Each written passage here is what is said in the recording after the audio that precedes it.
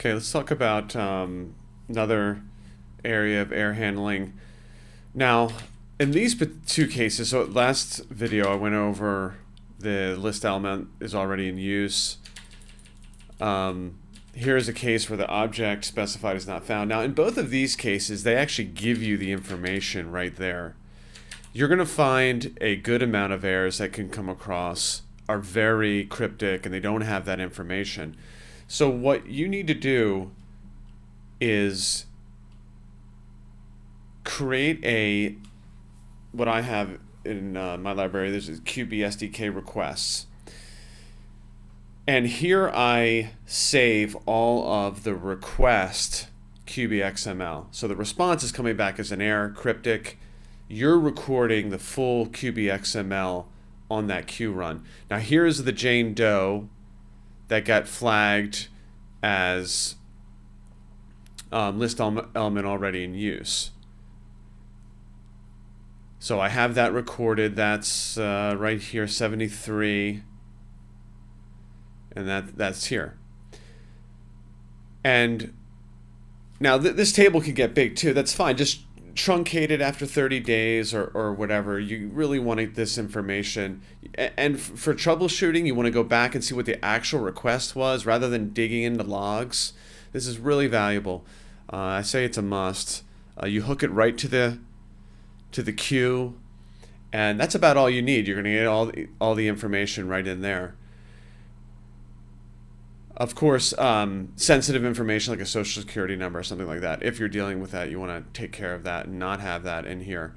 But what you can do in these cases then is you can go back and search. I don't have an example here, but you can go back into this request XML and search and be like, oh, Jane Doe didn't have the proper email address.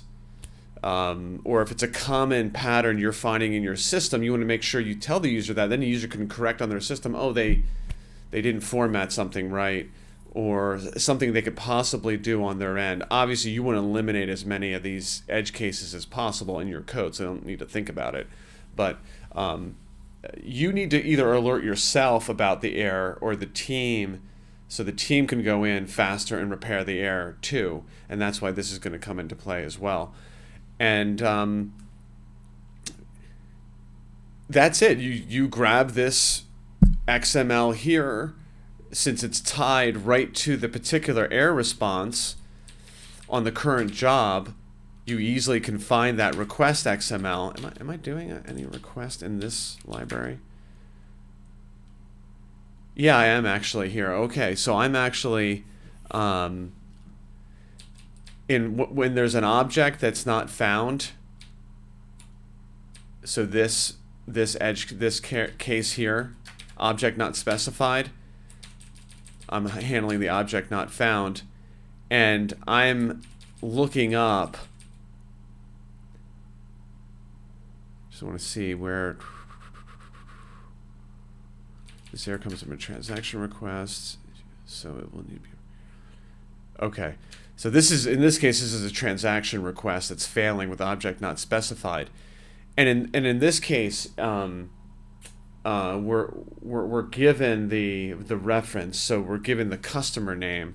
I need to myself remember what this case is for, and in here, I have a method here called find from request, and there I'm actually querying. I'm using a looks like a CSS finder.